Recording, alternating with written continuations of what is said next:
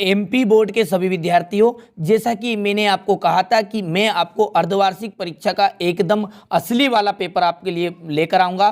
तो देखिए 80 नंबर का जो आपका पेपर होने वाला है, उस पेपर का पूरा पेपर का सॉल्यूशन आज के इस वीडियो में हम देखेंगे।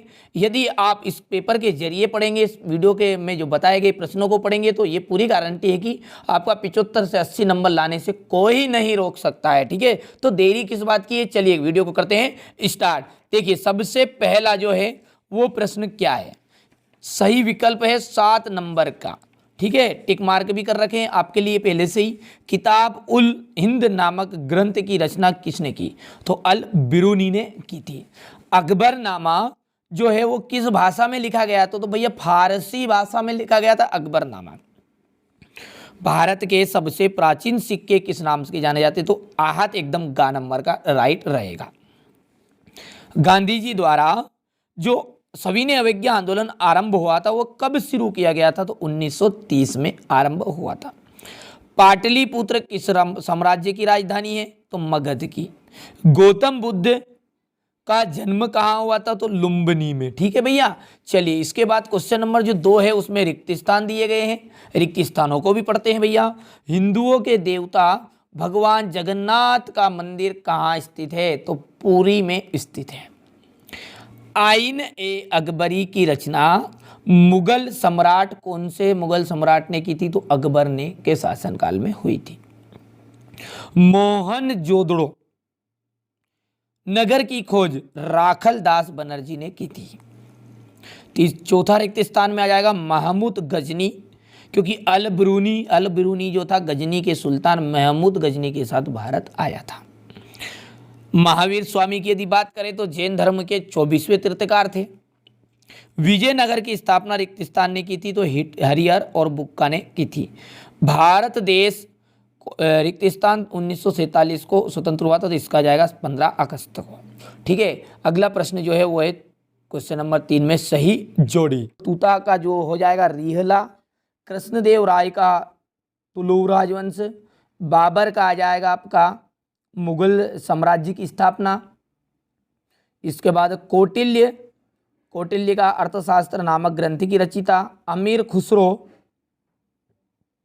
मध्यकालीन महान कवि एवं लेखक। विनय पिटक, तो विनय पिटक जो है उसका आ जाएगा आपका बुद्ध की शिक्षाएं। ठीक है, आपका 1205 यहाँ पर कोड वर्ड रहेगा। ठीक है, बी सेट आपका आने वाला है एमपी बोर्ड में। चलिए तो आगे बढ़ते हैं, अगला जो प्रश्न है वहाँ देखिए कौन सा है, उसे समझ लेते हैं। ठीक है, यहाँ पर देखिए एक वाक्य में उत्तर है। हड़प्पा सभ्यता में बंदरगाह किस नगर में प्राप्त हुआ था, लोथल में। सर्वाधिक प्राचीन स्मृतियाँ कौन सी मानी जाती है, तो मनु स्मृति। जैन धर्म में कितने तीर्थकार हुए, 24। अल बिरूनी का वास्तविक नाम अबू रिहान था। किसका, अल बिरूनी का जो वास्तविक नाम था वो क्या था, अबू रिहान। भारतीय राष्ट्रीय कांग्रेस की स्थापना कब हुई थी, 1885 ईस्वी में हुई थी। पहाड़िया लोग किस प्रकार की खेती करते थे, तो वो कहते थे झूम खेती।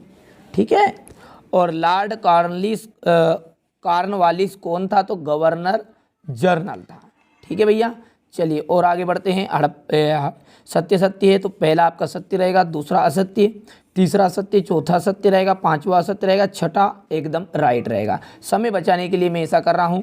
अब आगे बढ़ते हैं, क्वेश्चन नंबर 6 में आपको 2 अंक के क्वेश्चन आंसर दिए गए हैं। पहला है हड़प्पा सभ्यता के लोक शिल्प कार्यों के नाम बताइए।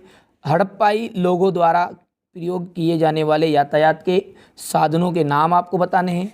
इसी प्रकार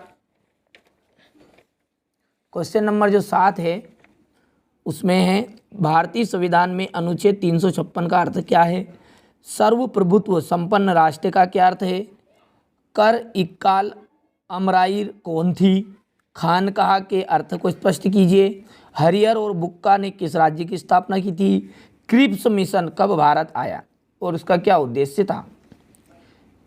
और इसके बाद में देखिए स्क्रीनशॉट लेते चलिएगा, ठीक है। और क्वेश्चन नंबर 11 में यानी 11वें में है आपको उल्मा कौन थे संक्षेप में बताना है। सटिया क्या है संक्षेप में इसे बताना है। इसके बाद देखिए गांधी जी ने नमक पर कानून कब और कहाँ तोड़ा। कैबिनेट मिशन के बारे में आपके साथ जानते हैं। भारतीय राष्ट्रीय कांग्रेस की स्थापना कब हुई और महात्मा बुद्ध पर टिप्पणी लिखनी है। ठीक है। मौर्य साम्राज्य के कोई 5 प्रमुख राजनीतिक केंद्र के नाम लिखना है। अशोक के अभिलेख किन किन लिपियों में लिखे गए थे।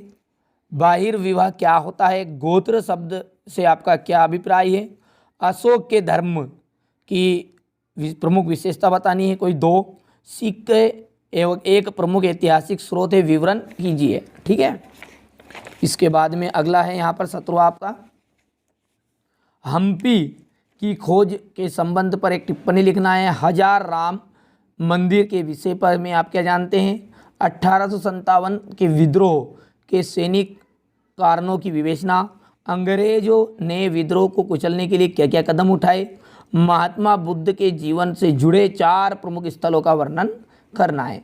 कोई 3 महत्वपूर्ण बौद्ध स्तूपों का विवरण करना है। भक्ति आंदोलन की उत्पत्ति के कारणों की विवेचना।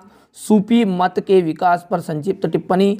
राष्ट्रीय आंदोलन के अध्ययन के लिए अखबार का महत्वपूर्ण स्रोत क्यों है।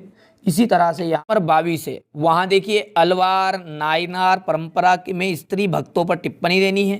भक्ति आंदोलन का सामाजिक प्रभाव पर क्या प्रभाव पड़ा, मतलब सामाजिक जीवन पर क्या प्रभाव पड़ा, संक्षेप में बताइए। मानचित्र में आपको ये दर्शाने हैं। ठीक है। तो ये थे आपके टोटल 23 प्रश्न। ठीक है, जो आपकी क्लास 12th के इतिहास के पेपर में आने वाले हैं। यदि आप चाहते हैं कि आपको इसी तरह से दूसरे पेपर में भी अच्छे अंक प्राप्त हो तो यह चैनल सिर्फ आपके लिए ही है। यहाँ पर कोई फेक जानकारी नहीं दी जाती है। तो चैनल को सब्सक्राइब करके रखिएगा, नोटिफिकेशन ऑन करिएगा। एक प्लेलिस्ट मिल जाएगी, प्लेलिस्ट में आपको सारे पेपर मिल जाएंगे, या फिर इसी वीडियो की डिस्क्रिप्शन में वहाँ प्लेलिस्ट की मैं लिंक भी दे दूंगा, या फिर आप प्लेलिस्ट में जाकर भी देख सकते हैं।